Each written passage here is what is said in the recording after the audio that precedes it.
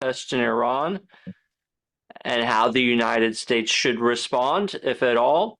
I'm Blaise Michels, JINSA's Vice President for Policy. I'm delighted to be joined by two members of JINSA's Iran Policy Project, Vice Admiral Robert Harward, former Deputy Commander of Central Command, and Lieutenant General Charles Moore, former Deputy Commander of U.S. Cyber Command. We will also hopefully be joined by JINSA Distinguished Fellow, Israeli Major General Yaakov Amidror, former National Security Advisor to Prime Minister Netanyahu. But in the meantime, it's been a really remarkable, I guess, just over 2 weeks of watching these protests in Iran escalate and snowball.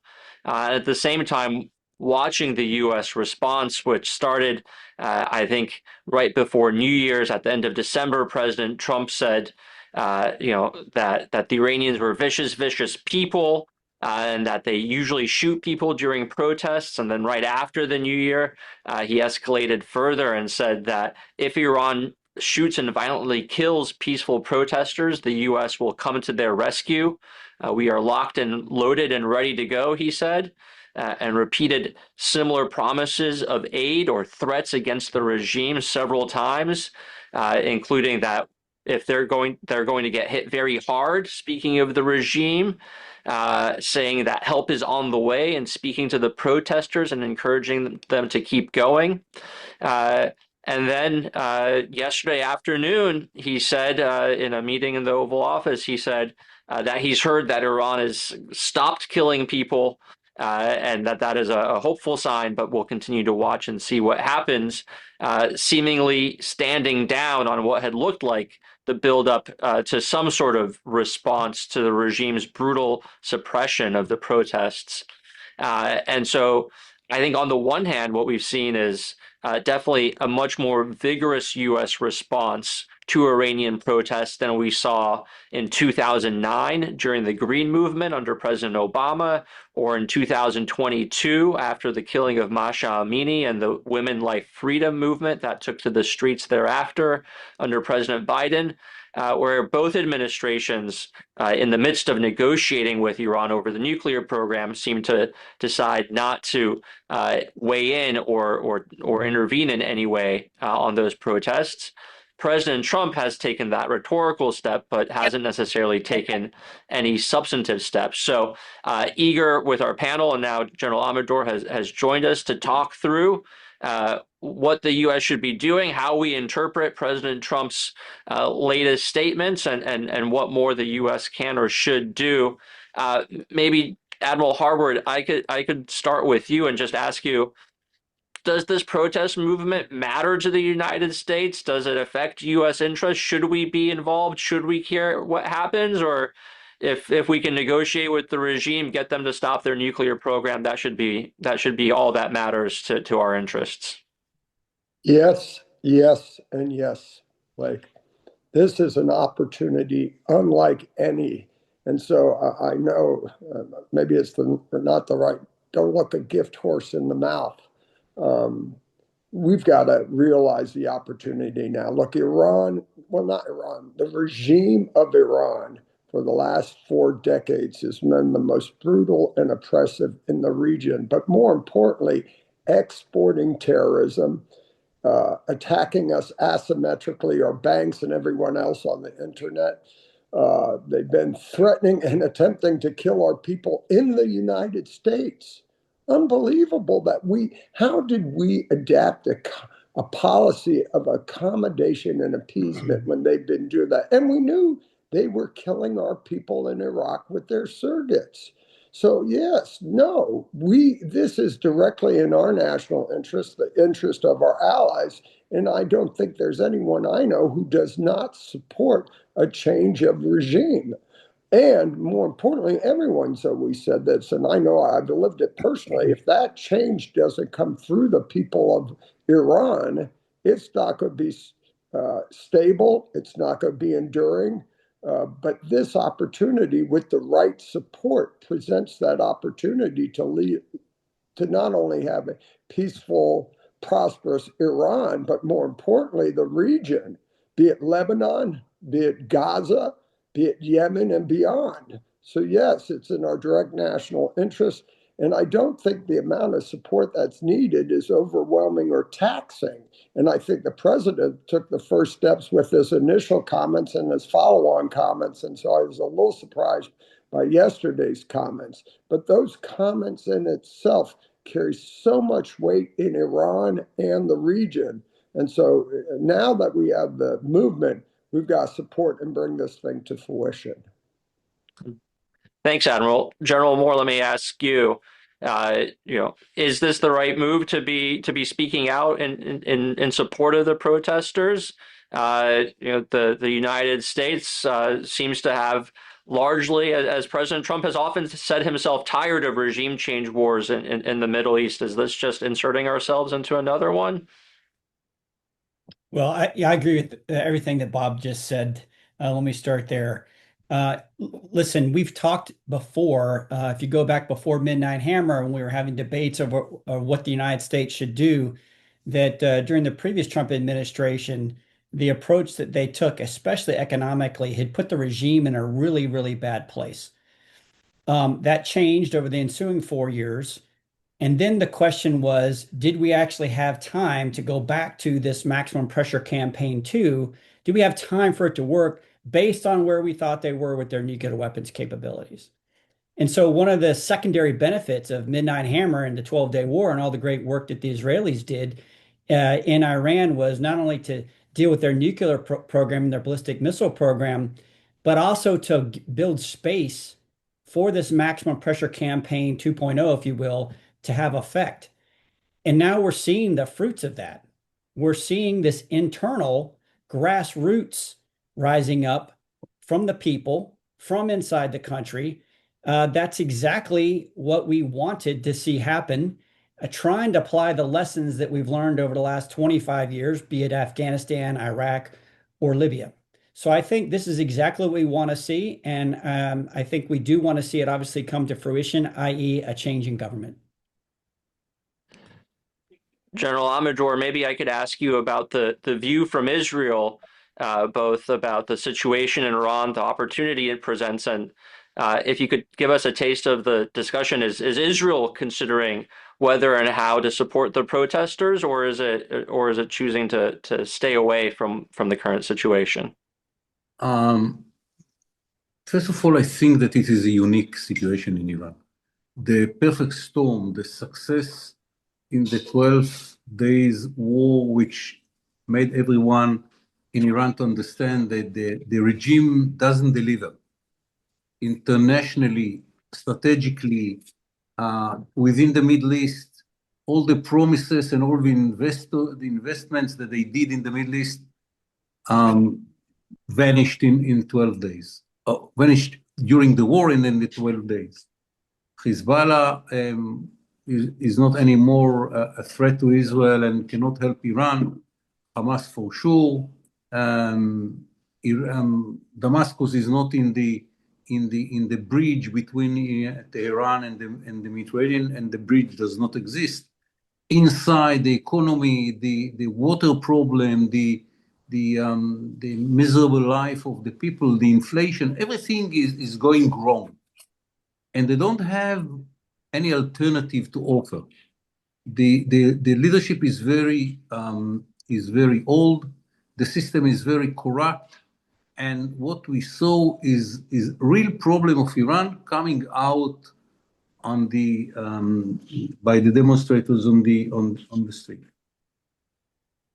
I think that it is wise from the Israeli point of view not to intervene, because if all this kind of opposition will be identified with Israel, it will be bad for the opposition.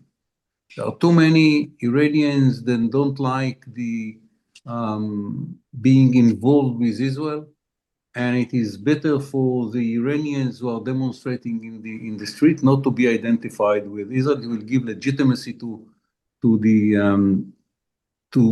be very cruel against them, because if it is Israel, everything is okay to do. And I think it was wise not to interfere. Now the problem is not an Iranian problem. It's not only an Iranian problem. Now it's an American problem. The president of the United States is losing credibility in the Middle East. He promised and he didn't fulfill his promises.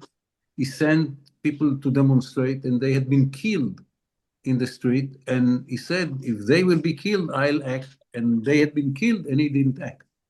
So I think it is now very important for America to make clear what the policy is, and to think about the question of the credibility of the president.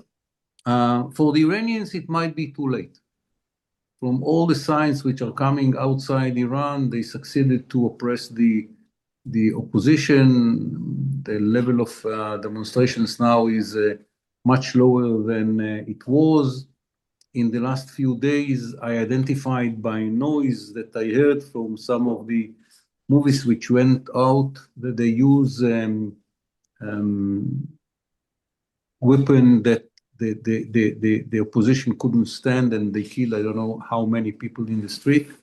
And they probably succeeded to oppress the demonstrations. And as far as we can see from outside without an internet, and I'm not sitting on the intelligence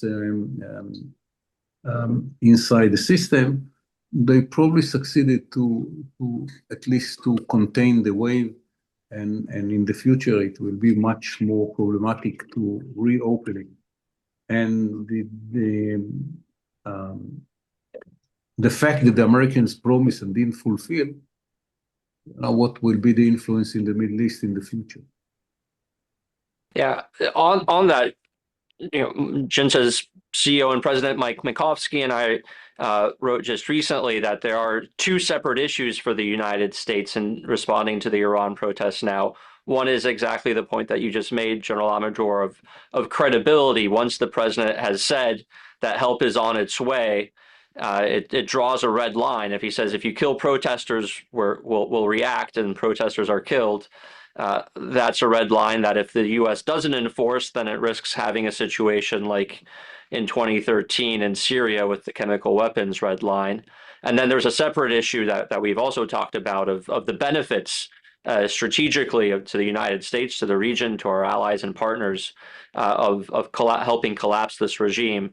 So I guess, Admiral Harward, just sticking with that first point, do you think there's a credibility issue here now for President Trump if he doesn't act? Do you think that he has to enforce this red line that he's drawn, or risk there being consequences?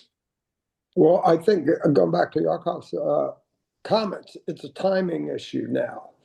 If we've missed this bow wave, as he suggests, and we are taking that opportunity and this pause to do some of the things that are necessary to bring this for ensuring they have internet access, not only to push out what we can see and know of the details going on the ground, but more importantly, to push information, support, and coordination in to change this regime. That's one thing. Number two, are we going to take steps in asymmetric warfare to supply arms, conduct cyber activities, plan strikes that they're not prepared or expecting to do? So if all that's going on, no credibility issue. But if we let this bow wave act and we do not act, we do not reconstitute and prepare better, including the opposition, and a clear understanding of coordination of what the government's going to be afterwards, then yeah, you've lost what little credibility we had regained with the change in administrations last year. This one will be even taken as back to where we were. All our red lines were false, prognosis. So I think time's going to tell on this. Again, I don't want to miss this opportunity, but if this opportunity gave us the position to really plan, codify our strategy, and as Yaakov said, I think when the president made those first two statements, that became a policy, in my opinion, because that's the first time a president has said that. So I think time will tell. Are we going to take advantage and exploit this opportunity, or are we going to let it pass and then we're not considering how to reengage or plan to reconstitute and move forward in the not too distant future. Well, speaking of time, General Moore, I'd be curious of your views, if you have any, on how we should understand President Trump's statements yesterday that the killing has stopped and apparent, at least put it, hitting pause on any potential U.S. response. I've seen all sorts of interpretations from it is just about buying time because the U.S. doesn't have the necessary assets in the CENTCOM theater, and so we're sending a carrier strike group from the Pacific and moving other assets into place that we need in order to carry this out. Others suggest it's misdirection or psychological warfare to suss out what the Iranian regime's crisis response plans are. Others think it's backing down. What do you make of what President Trump said yesterday? Well, Blaise, you kind of just listed all the things that I would suggest it could be. Obviously, like our panelist, I don't have access to all the intel on a day-to-day basis like I used to. And with the blackout of so much information coming out of the country, we're left to make our best guess on what we actually think is going on. But we do have a lot of reports about things changing at LUD and other bases in terms of their security posture, which tends to back up what the president said. But I think you nailed what these potential options are. Remember, he made some really interesting comments right before Midnight Hammer happened about continuing to negotiate. And then the next thing you know, the strikes took place. So misdirection is definitely in his bag of tricks. And if he's using that, I think that's great. You also highlighted the fact of time, moving more assets, especially naval assets, and some other things that take a little bit more time to get in the region. That could be going on. We also don't know, is there some type of deal in the mix? If you pay attention to Secretary Bessent's comments over the last 24, 48 hours, there's a lot of money that's being moved out of the country right now, which would obviously indicate you have people that are thinking about they want to depart, whether it's the leader and or his son and other individuals. So all of those things could be going on, or one of them. And unfortunately, we're just going to have to wait and see how it plays out. General Amidror, another new potential wrinkle in trying to understand what's happened that's being reported this afternoon is that in addition to the Arab states, Prime Minister Netanyahu asked President Trump to hold off on any attack on Iran. Would you know anything about that or be able to speculate as to why that might have happened? I'll be very surprised if that was recommended by Prime Minister Netanyahu in this situation. The truth is that I don't know what America will do. And I don't think that I can give advice to the Americans what to do. But I think that from the Middle East point of view, promising and not fulfilling is something that is very popular in the Middle East to say about the Americans. And I thought that the way which some events had been run by the president are going against this trend in the Middle East. And now again, people will say another one who promised and didn't fulfill.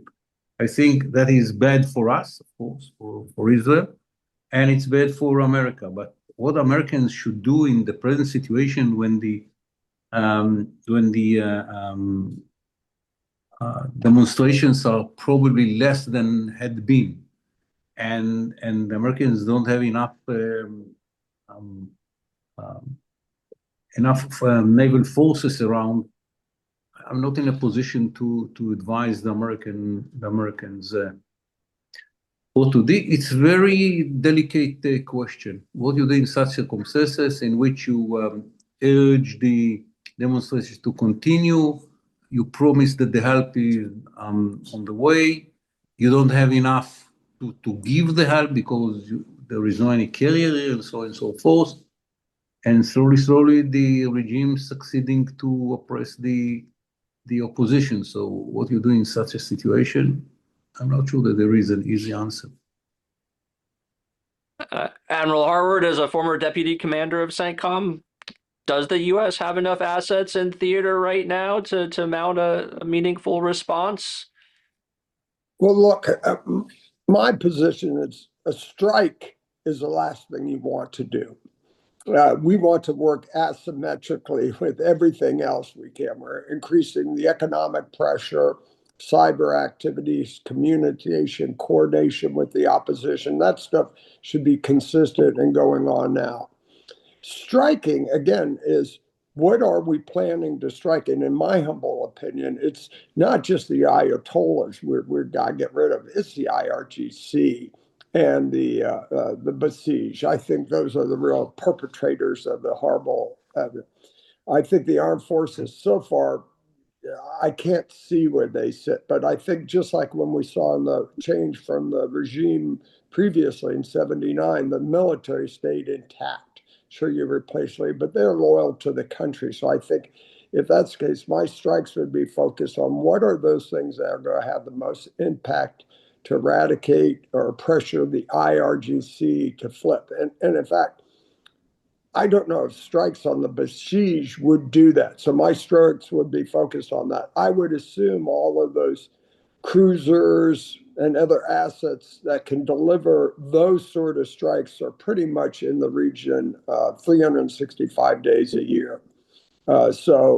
Again, I think we do.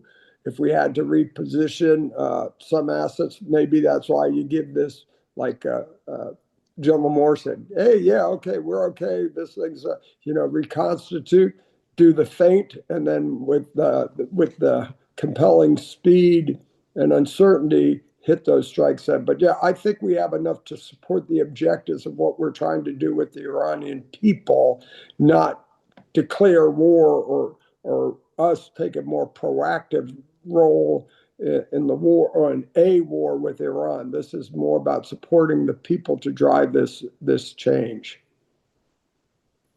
General Moore, curious about your thoughts about what the U.S. policy options here are and should be. Should it just be kinetic? Should it just be asymmetric? What would you recommend to the president? Yeah, and let me back up to the president's comments. I mean, I think that obviously coming out in support of the protesters and of the people of Iran was very, very important. Like you said, we didn't hear that in 2009. We didn't hear it in 22. So that was very important. I also think that he did use language like, "Hey, we're locked and loaded, and if we'll hit them hard." I I personally think you kind of hear what you want to hear there. I still think there is some ambiguity into what that exactly means in terms of supporting the Iranian people. And I think through this in a couple different buckets of the type of things that we should be doing, and Bob alluded to several of them. First are the things that further tighten the screws, and it comes to the economic situation that we have them in. That's really fueling a lot of this. I think Bob even wrote something about and Blaise, you as well, about the quarantine. The right language, by the way, borrowing from the Cuban Missile Crisis. It's not a blockade; it's a quarantine of their oil assets. I also think President Trump's increase of 25% tariff on countries that are doing business with the regime was wise in that regard as well. So keep the screws going to him in that regard would be bucket number one. Bucket number two is things that we can do that help the population and the protesters coordinate with each other and get information outside the country. So you've heard a lot about Starlink terminals, continuing to try to get those inside the country. Very important for the limited types of or the limited internet access that does exist. It's not much. Obviously, you want to make sure they understand the high-end type of VPNs that can be provided. All VPNs are not created equal. The ones that the regime would have extreme difficulty in detecting. And also, there's software enabled solutions that can create things like mesh networks with everybody's phones and things like that so that they can coordinate, they can organize, and they can potentially get data outside the country. The third bucket is the more traditional non-kinetic types of operations. I think and I hope we are, performing a lot of information operations, especially against IRGC, Quds Force, the Basij, and all those folks, and reminding them that if this government does fall, they're going to be held accountable, and what that actually means to them and their families. I also think that IO campaign ought to go back to those senior level people that, as I mentioned earlier, are moving money out of the country and remind them that, hey, the United States can still sanction those banks. Those banks want to work in the broader global economic environment. That money may not be available to them.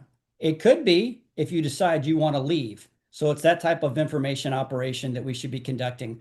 Additionally, and most of that's going to take place via, in the cyber-enabled type of operations and getting other types of messaging to those people. On the cyber front specifically, I think we really ought to be focusing on the things that allow the regime to see itself, see the environment, command and control the forces it's using against these protesters, and the deployment and logistics involved with all of that. So cyber actions against the regime C2 would be something that I think is very important. Cyber action against the maritime surveillance radars would be very important, again, to support that quarantine that we talked about. Cyber operations against military transports and logistics systems. All of those things are things that I would be looking at. And then finally, the fourth bucket, which is the one everybody wants to talk about, of course, is kinetic.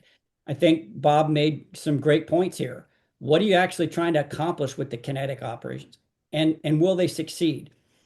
The reporting we're hearing now that the president is concerned about any kinetic if they need to be decisive.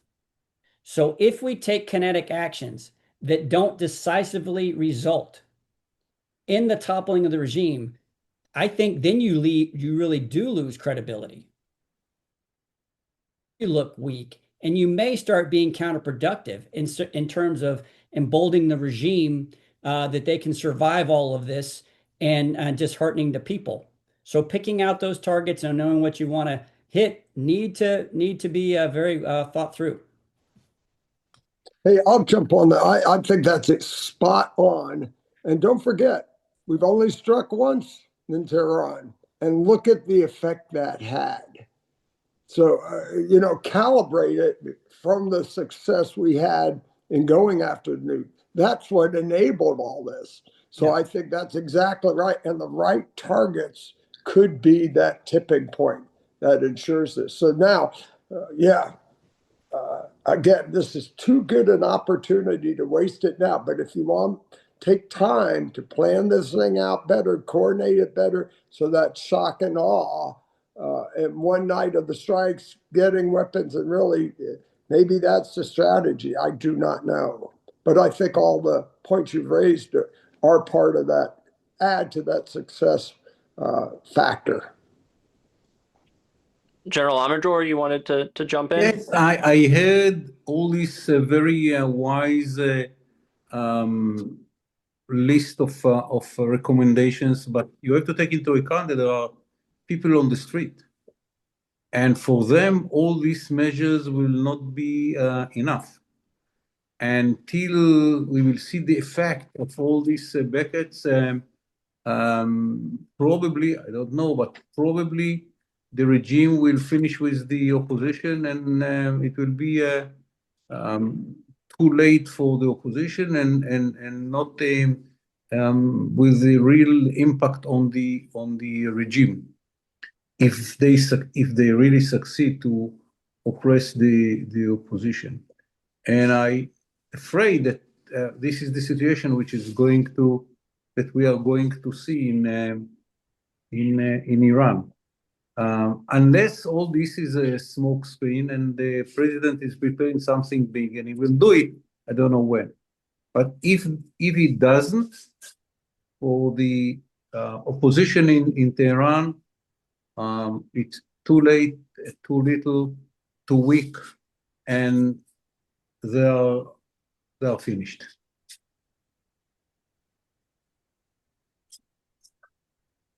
You are mute yourself. Hey, what do you think that? What do you think that? Question? Go ahead. Go ahead, Yaakov, Admiral. what would you do? Now, I don't have a good answer.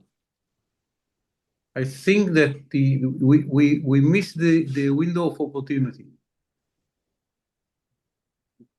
You can help the opposition when the opposition is in a momentum, when the opposition is after 4 days in which they butchered everyone in the street.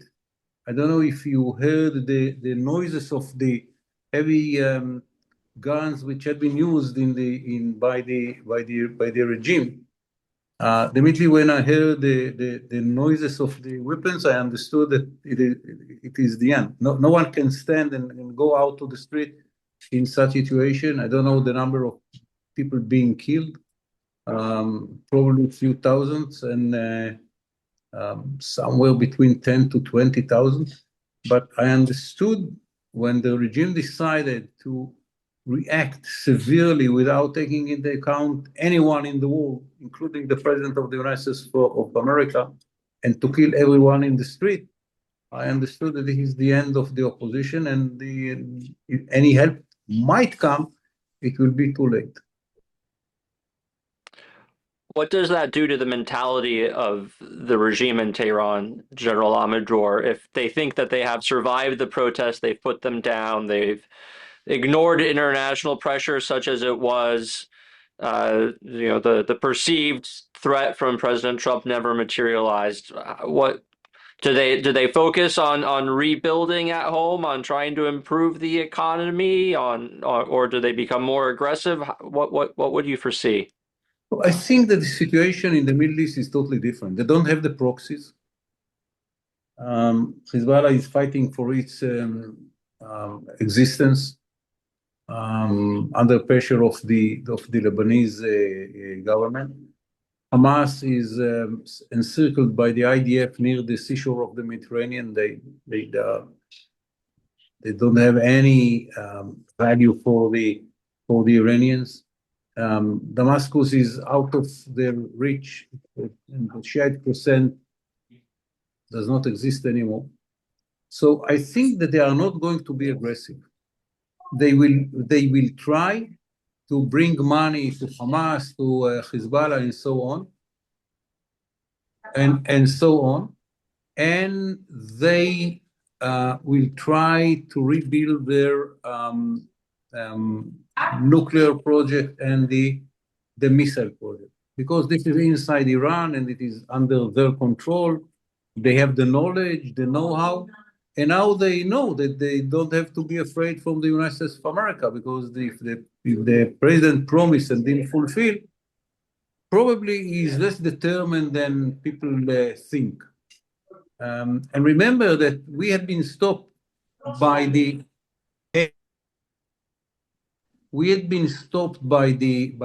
Americans in the last leg of the war when our Air Force was over Iran with the first big number of targets which hadn't been part of the nuclear and the missile project, but against the regime itself, Basij and so on and so forth. So I don't know what would be the results if we did what we wanted to do, but we didn't want to say no to the president after he sent the B-2s. It was, kind of appreciation to the decision of the president of the United States of America. Here, let's see what will happen in the next time. If it is the end of the involvement of the Americans in Iran, the regime will be stronger in his position to the next opposition in Iran.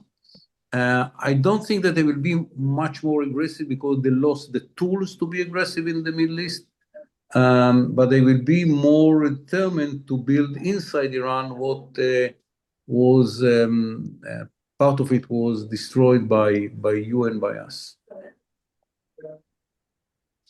Admiral Harward, do you have any concerns that if the regime were to fall, that what would follow it would be worse? That's sort of often a criticism that we hear here in Washington, that it's better to stick with the devil you know, because you could always end up with someone worse than the supreme leader or the IRGC. Is that a valid concern? No, I don't know how it could get any worse. This is a government that's been around for 4 decades. that has the experience in exporting terrorism, killing people. So no, I'm not concerned. There is uncertainty, of course, but what the Iranian people stand for is part of the equation here. So I'm less concerned with that than just moving them. But I do think that deserves discussion, planning, and anticipating of what it's going to look like. And that may be part of why this pause by the president at the moment. I do not know. I'd love to hear if there's any discussions between Iran going on right now. And they've known what democracy is. This is the Persian Empire. One time they had democracy. We stepped in and hijacked it by ousting their elected prime minister, Huveda, in the 1950s. It's a different issue. We knew in Iraq there was tribalism, there were multiple factions. Here it's the Iranian people. I'm not concerned. And a constitutional monarchy is so that people understand it. So that's one option. But I think, again, are we doing the planning now, understanding where we are to realize and set in place what we want to do? And again, I'm a big advocate of being more directly involved in building and facilitating that government, kind of the MacArthur model after World War II in Japan. So I think that sort of option should be on our table. General Moore, as we're trying to figure out where President Trump is taking this and what the U.S. next steps will be, what should we be watching that'll sort of give us clues as to whether there is sort of a longer term plan here, or we're sort of leaving things as they are? Before I answer that, Blaze, if it's Yeah. okay, I just wanted to offer something for the previous questions that you Yeah. had. I'm not 100% sure that this was a culminating point, and if we don't take some type of additional decisive action, that's it. And now we have to wait another 4 years, 5 years, 10 years. I think, as General Amidror pointed out, first off, the circumstances throughout the region are significantly different. Whether it's Hezbollah, Hamas, the former Syrian regime, the Iranians have lost a lot of leverage. They've lost a lot of power and prestige in the region. And the economic conditions will continue. This wasn't a one-off. So the thing that by all accounts really sparked this current uprising in the streets, even if we unfortunately see it settle, and we hope we don't, but if it is settling, and I don't think it's going away for a long period of time. I think the conditions remain, and I think they're going to get worse based on the steps that we talked about before. So what does that mean in terms of the protesters and the continuation of it? We're going to have to see. But my point is, I think these conditions are different in a positive way, and I hope that that relates to positive outcomes. As far as I think your question was, what should we be looking for? It's going to be extremely difficult to know what's actually going on inside the country. I think over time we're going to continue to have more situational awareness of what the true status is as information leaks out. And I think as we take some of the steps that I mentioned before in terms of helping us gain more information, I also think this president isn't shy about talking about his thoughts and what he thinks the future is, whether it's short term or medium term. So I think we'll hear something from them. And in fact, I thought there was an UN meeting scheduled right about now. It's probably been going on while we've been having this. So I'll be very interested to hear what was discussed and disclosed during that meeting. Thanks, General. I have one more question for General Amidror, and then I want to throw it open to the audience. So if you have a question for any of our panelists, please feel free to submit it using the Q&A function in Zoom, and then I'll read it out. But General Amidror, one of the things that we've seen in the last several days is pretty much all of the Middle Eastern states, the Gulf states, Turkey, others, coming out publicly saying that the United States should not act militarily against Iran. Why do you think that is, even from countries like the UAE or the Saudis who are as equally threatened by Iran as Israel and the United States? You're on mute, General. Ironically, our success in the 12-day war reduced the threat of Iran against these countries. And in a way, our success brought them to another situation in which they say Iran is weak enough that we don't need the Israelis.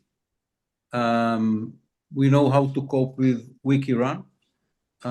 We will be better if the Americans will not intervene. Think about the situation in those countries that all of them are dictators, all the leaders. And if the opposition in Iran succeeds to topple the regime, and we will find another Iran, I don't know how democratic, how open, it's a big question mark. It's not the regime of the Shah was the example of a democracy. But think about a new situation in Iran in which the opposition succeeded to topple the dictatorship in Tehran. What is the implication for all the dictators in the Middle East? So if Iran is weak because of the Israelis, and if the alternative is a success of demonstrators against the autocratic regime, for all the democratic regimes in the Middle East, it's better that it will stay as it is. So don't be surprised. I'm not speaking about your economy and money and so on and so forth, that you know better than me. But think about from the Middle East point of view, what does it mean? A weaker Iran and a success of and the alternative is a success of the more democratic forces in Iran. Is it good example for other countries in the Middle East? The answer is no. Think about Erdogan. He's a dictator. Think about other countries in the Middle East. So, I mean, it's more complicated. Yes, I understand why they are against it. It is not their interest that the opposition will succeed. All right. We have a question from General Robert Neller, former Commandant of the Marine Corps. Do you think Trump's comments encouraging the protesters are helpful or just going to leave them hanging again? How can the U.S. help? Starlink, yes. Strike key leaders, strike their proxies, Houthis, proxies in Iraq. Do not want to give the demonstrators false hope. So I think we've touched on some of those points, but Admiral Harward or General Moore, anything else you'd like to add? Well, Bob, good to hear from you as always, brother. Hope you and your brother are doing well. I think number one, his comments is part of what helped this thing grow, I think. But the fact that we didn't follow through anything, as well we know, is counterproductive for not only the people but his position. So I'm hoping, Bob, that it is come of this bait and switch. Okay, we're going to let this die, and use that time to reconstitute, support the opposition, get them things they need, and execute at a time of our choosing with a plan that will get this to fruition. So if it's part of a hook and jive type of thing, I'm all for it. Anything, we need regime change. The region does. I understand General Yaakov's position. There's a lot of bad governments in the Middle East. It's a rough neighborhood. But there's no doubt about it. These guys have been at the core of everything for decades now. And so it's in everyone's best opportunity, best efforts to see this thing change. So if that's part of it, but if not, this is a missed opportunity. We'll squander a lot of capital, and where people don't trust us and believe us in the region, it's only going to further reinforce that. All right, we have another question about what is the value of our base in Qatar, meaning Al Udeid, if we never use it, and when we want to take action, we have to evacuate forces and equipment from it. It seems more of a liability than an asset. Admiral Harward, as a From your Listen, experience in Central Command, any comment?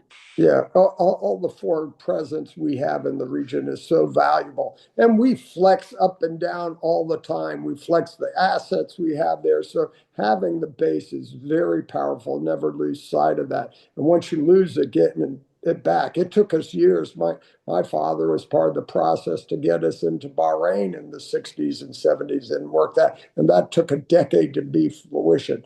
So the fact that we move assets, we downsize, we move, that's almost a moot point. And that in itself is somewhat part of this feint could be. But again, it's critical to what we do, not only to Qatar, but the rest of the region. So yes, I couldn't disagree more. We need those bases. We want those bases. Our allies need those bases. And when we need them, they become strategic assets. General Moore, any perspectives from the Air Force side? No, I actually agree with Bob. And I think that, the more options that you have, you can move your forces around. I don't think it's a question of having the base there. I think it is a legitimate question when it comes to the weight of effort or the number of forces and assets that we have there at any given time. But when you have options, you can move those things around, including looking at options like we've talked about before of more permanent basing with our friends in Israel.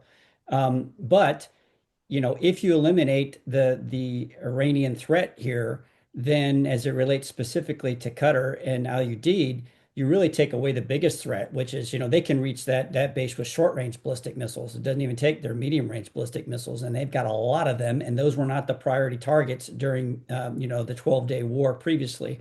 So I think flexibility is good, and I think moving them around, like Bob said, is not only can contribute to your misdirection or feints, but also can allow you to posture yourself for the best options. Yeah, and to that point of options, General Moore, General Frank McKenzie, the former CENTCOM commander and now a distinguished fellow here at JINSA, wrote a paper about a year and a half ago about the need for options, particularly further away from Iranian fire and sort of the western part of the Middle East. And my colleague Jonathan Rui just had a paper a couple months ago arguing for a base in Israel as being an important part of those list of options that the U.S. should develop, particularly to be able to deal with Iran and be away from those close range fires. Another question we had is, would it make sense to attack assets that we would otherwise want to attack anyway, such as missile production and nuclear facilities, and not only those things directly related to the protests, I guess if and when there is a kinetic strike? Would you include those in your list of targets, General Moore? Yeah, one thing we haven't talked about, if we conduct these, if we go to kinetic strikes and it's not decisive and it doesn't have the effects that we want, there's going to be a lot of scrutiny. There's going to be scrutiny no matter what, but there's going to be a lot of scrutiny on the justification for those strikes if it's specific to just trying to support protesters within another country. I'm not a military lawyer, but I do know that that's going to be a difficult road to hoe, if you will. However, the type of targets that Israel and or the United States hit during the 12-day conflict, and the type of targets that we know have been used directly against military U.S. Forces and personnel in the region, whether it's attacking forward operating bases or our folks for many, many years. I think if you're going to go and do these types of things, that might be the time to hit those as well, if you're going to make that kinetic decision. And in some cases, we may find target sets that overlap between the two, right? That may provide direct benefit in this particular circumstance, and also alleviate some of the threat back towards Israel, specifically the ballistic missiles and or our force posture in the region. General Amidror, I know that you said earlier that it would not make sense for Israel to intervene or respond to the protests. But is there a scenario in which, if there is some sort of American kinetic operation going on, Israel would participate much the same way that it played such an important role in clearing the airspace ahead of U.S. bombers and fighters for Operation Midnight Hammer? You're on mute, General. My assessment is that the Americans probably ask Israel not to intervene. It's bad for America that it will be looks like America and Israel are helping the protesters which had been sent to the street by America and Israel to protest against the legitimate regime in Tehran. The only situation in which I see Israel intervening is if, as a counter decision of the Iranians to attack Israel because they cannot reach enough American targets, and Israel is the best friend of America in the Middle East. So if the Americans attacking Iran, Iran is attacking Israel. Then Israel will have the legitimacy to act in Iran. And as you understand, after the 12 days of the war, we have many capabilities that to reach Iran and to hit in Iran and to destroy in Iran. So I think this is the only scenario in which I can see Israel intervening. One more question here from the audience. How much impact would an increase in European sanctions and decrease in trade with Europe impact the Islamic regime? Now, I think that the impact of the what we are calling the snapback, the sanctions by the Europeans was very important to put the economy of Iran in a very bad situation. It's not the only one. The American steps are at least as important, maybe even more. But yes, the European sanctions were very important. All right. Well, thank you all. Any final thoughts or statements as we close out? Admiral Harward, let me start with you. No, I agree with Yaakov's last comments that European factor is critical, and I think another one of those tipping point events. But I was surprised by his other comments after everything Iran's done to Israel, attacking, responsible attacks. They've made the destruction of Israel their number one priority, and they've said that consistently. I think Israel has the legitimacy to do anything with Iran anytime they want, predicated what they've done in the history. I'm a little more hawkish on that. And I know we wouldn't be where we are today without the actions of Israel. So again, I think the end state of a better, more secure, peaceful Iran is in everyone's interest, and driving that factor, which I think is legitimate in and of itself, but more validated by what Iran's been doing over decades and will continue to do if unabated. I agree with the admiral, but to do it with the direct connection with the demonstrators in Iran, that is the guy. But I agree with the hawkish view about what Israel should do in Iran. I would General Moore, any final thoughts? Yeah, I would just add that, the one thing we haven't touched on, which is different than Midnight Hammer, is, the most important thing to the regime is to remain in power. And so even if we do determine that we can hit targets that we believe will decisively topple the regime, which I think should be the requirement, right? Justifiably so, if we're going to go down the kinetic route. I think the United States, our allies in the region, and especially Israel, had to be prepared for the Iranians to empty the magazines. I mean, they've got nothing holding them back at that point. They did a performery, symbolic strike back at Al Udeid after Midnight Hammer, just to save a little bit of face. But if they're going down, they have absolutely nothing to lose, and that has to be part of the equation. I think that's probably some of the discussion that's going on between our allies in the region, maybe even Israel as well, as how we're going to deal with that. Well, and on that point of the need for defensive coordination, I'd be remiss if I didn't point out that today is the 5th anniversary of President Trump's announcement that Israel is moving into the area of operations or area of responsibility of Central Command, which enabled the dramatic and extremely successful coordinated defense that we saw in April and October of 2024 and throughout the 12-day war in June of last year. And so that was, I think, part of the story of how we've gotten into this place where we are today, where we at least can think about the potential for this regime to collapse. So let me thank all of our panelists, thank our audience for tuning in. Please make sure to check out JINSA.org for all the latest. We're putting out a daily update on the Iran protests. As I said, Mike Mikovsky had a short analysis yesterday of U.S. policy response options that I'd commend to everyone. And obviously, as the situation continues to unfold, we'll continue to put out our work on the website at jinsa.org. So thank you very much, and look forward to seeing you on the next webinar. Bye, everyone. Bye. Thank you very Thank much. you.